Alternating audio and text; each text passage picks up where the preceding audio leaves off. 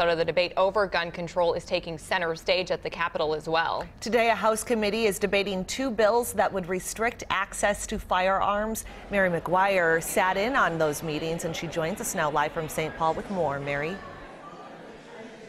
Well, Kim, the gun control debate here in Minnesota drew a huge crowd to the state capitol today. So big, in fact, that many people didn't even make their way into the room where that actual committee hearing was taking place. You can see still a large crowd outside of that room as the debate goes on. Over the past couple of weeks, we have seen marches and rallies pushing for reform, but no real change. Today, that changed as legislators heard more about two gun control bills.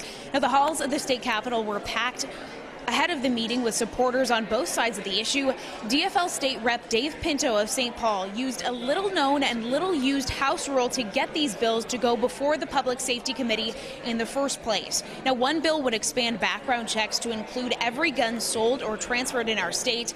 The other would allow family members to curb people from getting their hands on a gun temporarily if they felt they were a danger to themselves or others. On the other side of this issue lies some gun owners who believe that new solutions to gun control are needed. I think there's a broader public policy discussion that hasn't really started to happen yet, which is how do we make sure that our kids are safe in schools?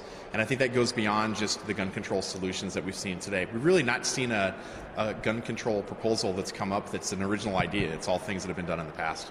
Now, right now, a background check will prevent a violent felon or other prohibited person from acquiring a gun through an FFL, through a dealer. And that happens, by the way, about 150,000 times a year, that someone who's prohibited is prevented from getting a gun because of this background check system, because they go through that door. But there's no background check if that same prohibited person buys through someone else.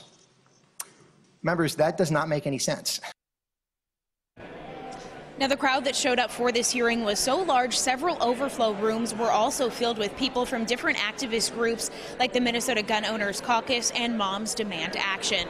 Now, back here live in St. Paul, you can see that many people are watching what's happening inside the hearing room on a television screen. We have just learned that the House committee tabled the bill expanding background checks, which means they will not vote on it. That's a procedural way to kill the legislation. Right now, they are voting on that second bill that I mentioned that would allow family members to take guns out of the hands of people that they believe to be a danger. We will update you on the progress of that bill in that committee meeting on our later newscasts at 5 and 6, Kim. All right, Mary, thank you.